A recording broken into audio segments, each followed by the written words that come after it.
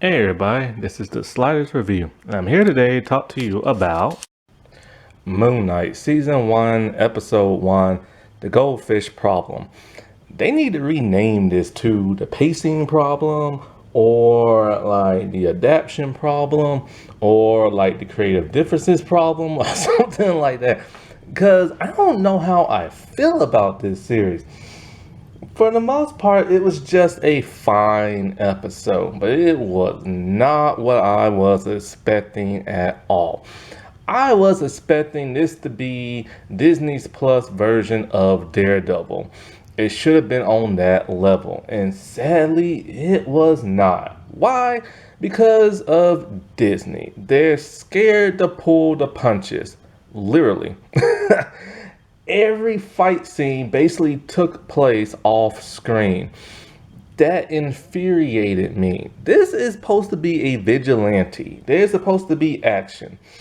This dude is supposed to be as violent as the Punisher when fighting people, and he does that just off screen. And I'm just kind of like, why? Why did they change so much of the source material? See, here's my thing about my love of Moon Knight. I've actually never read the comic, and I've only seen him in animation once on the Ultimate Spider-Man cartoon, and I did not like that version. However, like I said before, I am a fan of his nonetheless. Why? Well, it has to do with the costume. That's the first thing that made me go, wow. In the comic book, Mark Spector is a mercenary. He's former Marines and CIA, and he is the son of a rabbi. And so when he gets into this huge altercation where he dies, he is revived by Khonshu, and who is like this Egyptian god. And because of that, he fights for injustice and stuff. Fight for those who can't. He becomes a vigilante. But he has disassociated identity disorder. And so this is where his other personalities come from. Like, there is the taxi cab driver of Jake Lockley, and there is the billionaire of Stephen Grant. Now, Stephen Grant in the show, he is the main focus so far. But here's the thing, the costume. So a long time ago, I was curious. I wanted to see other heroes of color and other heroes from other countries. So I basically just Googled it, and Moon Knight was one that came up. Some dude, a Jewish guy who operates out of Egypt. And so when I saw the costume, I'm like, whoa, that's an awesome costume. It's basic. It looks like a traditional, old school superhero costume. It's all white, a hoodie, a cape, and he has a black mask. The black really takes away from all the other white in the costume, so it can have some nice little contrast. And so but then later on they changed it to that white and black costume, which I don't particularly like. But the costume really stood out to me. And then so as I started reading up on him, I didn't read the comment, but I read Wikipedia. And I'm like, oh wow, he seems pretty cool. He's like a combination of Batman and the Punisher. And so it just really intrigued me and everything. And so I became a fan just because of that. And so when I heard that this series was getting made, I was ecstatic. Because when the MCU first started, one of the reasons why is it Joe Favreau? Yeah, who did the Iron Man movies, he was first scheduled to do the first Avenger movie. But after the second Iron Man movie didn't do so well, he pretty much got replaced with Josh Whedon. However, he was going to replace himself in a way because he told himself, and he even said this on the commentary, how do you blend two worlds together of Iron Man, who is all about technology, and Thor, who is a god? He had difficulties trying to think of a way to merge those two together for the Avengers movie. And so as you can now see in the Thor movie, He's not so much the Norse god from mythology. He's a combination of like techno god type stuff and alien type stuff. And so, like, because of that, many fans are all like, well, there's no way they're gonna bring in Moon Knight and Khonshu, because, you know, that's an Egyptian god. And so far in the MCU, the only thing we had was human stuff, alien stuff, and Norse god stuff, and that was it. So many people kept speculating Moon Knight will never join the MCU. Now we are in phase 4. And he's here. And the question is, how in the world is he supposed to fit in the MCU? Because so far, because see, when this show started, you know, they did like, you know, the press screen and stuff like that. They gave out 4 episodes to a lot of reviewers. But there's only 6 episodes in the series. So that made a lot of people wonder, why in the world are you giving out 4 episodes and there's only 6? Is it that bad of a series? And so far, people are saying in those 4 episodes, it does not connect to the MCU whatsoever. So the question is, how is it? Because when it comes to Phase 4, what in the world is Phase 4 even about? Because at first, people assume they're just rebuilding the Avengers with new people to replace them. Captain Marvel, Kate Bishop's Hawkeye, Yelena's like Black Widow. Ironheart's supposed to come in. She-Hulk is supposed to come in. So people assume they're redoing the like Avengers and rebuilding the team just like in the comics. But until Marvel's all like, no, we're never doing another Avengers movie again. So it's like, okay, so what is this gonna be about? And then people assume maybe young Avengers because they start bringing in them. But then so far there's no confirmation on that. So far, the only thing about Phase 4 is just the multiverse. And we know Kang the Conqueror is supposed to come in. And there's been speculations that Wanda is supposed to be a villain in the Doctor Strange movie. So other than the multiverse, what the world's going on? So I'm going to take a huge guess and assume that Moon Knight is on that of a parallel Earth. And so when the multiverse starts ripping open, maybe he's going to slip on through. And so when this show like started and stuff, I was ecstatic, I was happy. I'm like, man, this is gonna be cool. Like, we're gonna have a vigilante. Because the thing about the Hawkeye series is that it was just an okay, fun show, but it just wasn't like what people really expected. And so I'm just like, I was getting pumped for this show. I'm like, yeah, we're gonna get like a Daredevil type show, and it's gonna be like lots of fighting, lots of action, a cool costume. It's gonna cause the thing about Moon Knight, Mark Spector is brutal. Like, he will make you see red. And so I'm just like, man, this is gonna be awesome. And then the show came out. And of course, it was your typical Marvel humor, but not the crazy, crazy Marvel slapstick humor. It was a little watered down this time. And for the most part, the humor was fine. The episode was fine, like for what it was for and what it's about, but it's not really Moon Knight. In fact, Moon Knight don't even show up until the very last 5 seconds of the first freaking episode.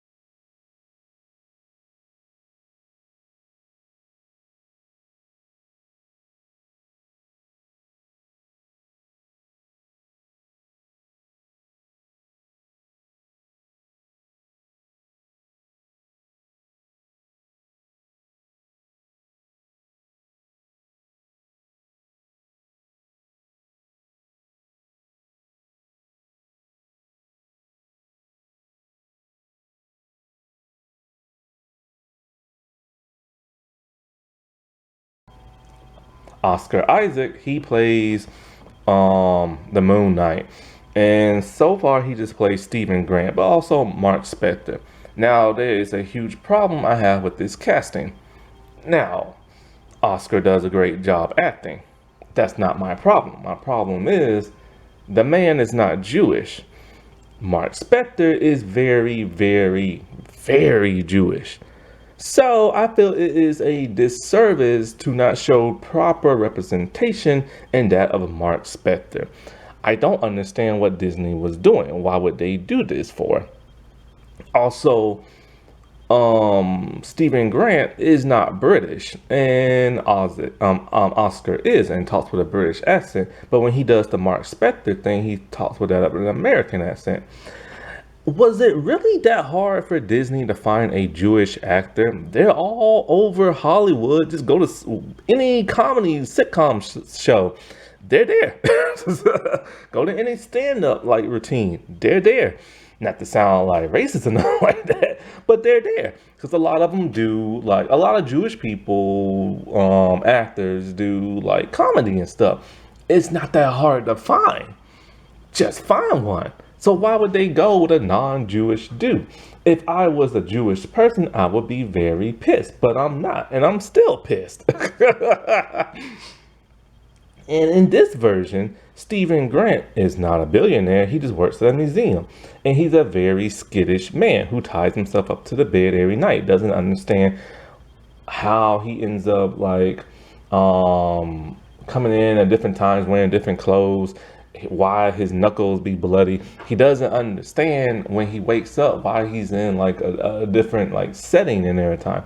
That is one thing I do like about the direction of this episode. It's like how he's doing something, and every time a fight's about to break out, it cuts from the fight, and then it shows him looking at his hands all bloody, or looking at somebody completely dead that he has murdered. And he is very shocked and surprised by this, and he doesn't understand why. I also like it when he's asleep in his bed and he wakes up in like a field, and there are these men like shooting at him and stuff, and he doesn't understand why.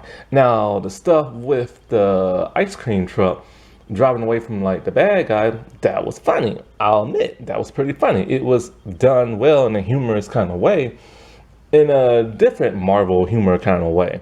Because most Marvel humor is just like that Josh Whedon, Joe Favreau type humor. But with this one, it's completely different. It actually felt more like a comedy show, you know what I'm saying? A drama comedy type show. However, I am sick and tired of humor in the MCU. I want to get away from that as far as possible. That's a problem I have with Hawkeye. And the thing about Moon Knight is a very serious, very brutal person. If they're not going to go R-rated, then they need to push that PG-13 to every level they can, and they did not. It felt like a PG show, and Moon Knight is not supposed to be hilarious. And then so far, this is feeling like Hawkeye and stuff. And it makes me now wonder and fear what Disney Plus is going to do with the new Daredevil reboot show that they're coming up with, that's still starring Charlie Cox. We already saw what they did to Kingpin and how humorous he was to a certain degree. So now I fear and I worry that, and I don't have a problem with what they're going to do with Deadpool. I got a feeling they're going to keep that R rated. At least they said they were. But what kind of R rating? Blood R rating, cussing R rating, adult humor R rating. So I'm a little worried about that too. Now, F. Murray Abraham, he plays the Egyptian god Khonshu, and this version is very bit blunt, a bit rude, and stuff like that. I don't think he's like that at all in the comment from what I've like read on Wikipedia and stuff. Now, the actor who plays or voices him is fine. I like this actor a lot from 13 Ghosts, if I'm thinking about the same person. However, his voice just doesn't come off right in this series. His voice comes off strange and comedic, and there's a weird echo in his voice. Now, the echo is for you to know that he's talking inside Steven's head, but it just comes off as strange. It doesn't sound right. and his voice doesn't match the weird way he looks. So as much as I like this actor, I kind of wish he would have changed his voice up, or yeah, a different person. Now Arthur Harrow, he is played by Ethan Hawke, and he is kind of like this cult leader, and he has this weird staff, and he is pursuing Steven because Steven has this scarab beetle thing, and he has this weird like ability. All these people worship him. All these people in town are afraid of him. They worship him. They will do whatever he wants. I can't find no reference of this guy in the comic. I guess he's new. He's fine for the most part. I don't know. We'll just have to see because it's only the first episode. Now there is a female character in this show who is a main star. I'm not going to mention her just yet because she hasn't been introduced into the show yet. But basically the episode is like this. Steven is constantly waking up in like strange situations. He lives his life where he ties himself to the bed and he knows something is up, but he doesn't know what. He works as a museum curator type person, and he basically gets along with a lot of people, but then when people come up to him and start talking to him and saying, oh, you know, last night was great, or oh, when we're going on our date and stuff, he's kind of weirded out. He doesn't understand what's going on, and that's because that's Mark coming out talking to him. Now this doesn't make no sense because every time Mark comes out, he comes out as Moon Knight. So, but I guess he also comes out in the form of like that of Steven. And so, but they should be weirded out by this because Steven talks with a British accent and Mark talks with that of an American. So they're not really putting the two together. When he is supposed to go on a date with this woman Friday night, he wakes up and then he goes on his date to call the woman. She's pissed and say it's actually Sunday. He doesn't believe her, and so he starts asking around.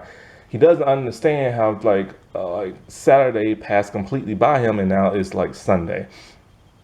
He is freaking out. He has trouble sleeping. He doesn't understand what's going on with him. He has huge mental illness problems, but he doesn't realize he has disassociated like identity disorder, which all he has to do is Google it or go talk to a counselor. And so like when he does wake up one day and he is like in that field and the people are shooting at him, he runs into town and he sees Arthur talking to the people like he's some type of messiah type person. And so then when Arthur recognizes him, he wants the scare. When Steven tries to give it to him, Mark is taking over and not allowing him to do it. And so they're fighting for control, which pisses off Arthur. And then they're finna rough him up till it cuts to him with his hands completely bloody and all these people laid out on the ground. And it's constantly like that when he's in the ice cream truck. Somebody breaks in with a gun and like he wakes up and then that person's completely brain splattered dead. And that pisses me off, like I said before, because they shine away from the action. And they're shying away from it because Marvel Disney is for little babies and everything. They are too afraid to get their hands dirty and everything. And so like my thing is like this. If they're not willing to show the action, there was no point in having this series. If you're not going to show how brutal this dude is, or at least have a fight scene, then don't even create this show. You know what I'm saying? So like when all of this is going on, he's hearing Khonshu in his head, and Khonshu is kind of humorous. Like there's too much freaking humor in this show. And so at some point in time, he's in the museum and Ethan was there, but then all of a sudden, you know, some stuff starts to happen and he runs off, and then there's these demonic dogs chasing him. He goes into the bathroom, locks himself in, and Mark is now talking to him, telling him just let him have full control and everything because these dogs about to bust through. He doesn't understand what's going on and he allows it. We see the transformation of the wraps wrapping around his body, transforming him, and they don't even fully show that. We see the wraps wrap around, like start to wrap around him, but then it cuts from that. And then all of a sudden we see him whooping on the dogs, like punching them, and then turns to the camera in that CGI looking motion, and it ends. And I'm just like, oh, I forgot to mention the goldfish. He has a goldfish, Steven does. And then one day he wakes up and sees that it has 2 fins instead of 1. Because Mark went and bought him a new fish. 'Cause I guess he killed the old one.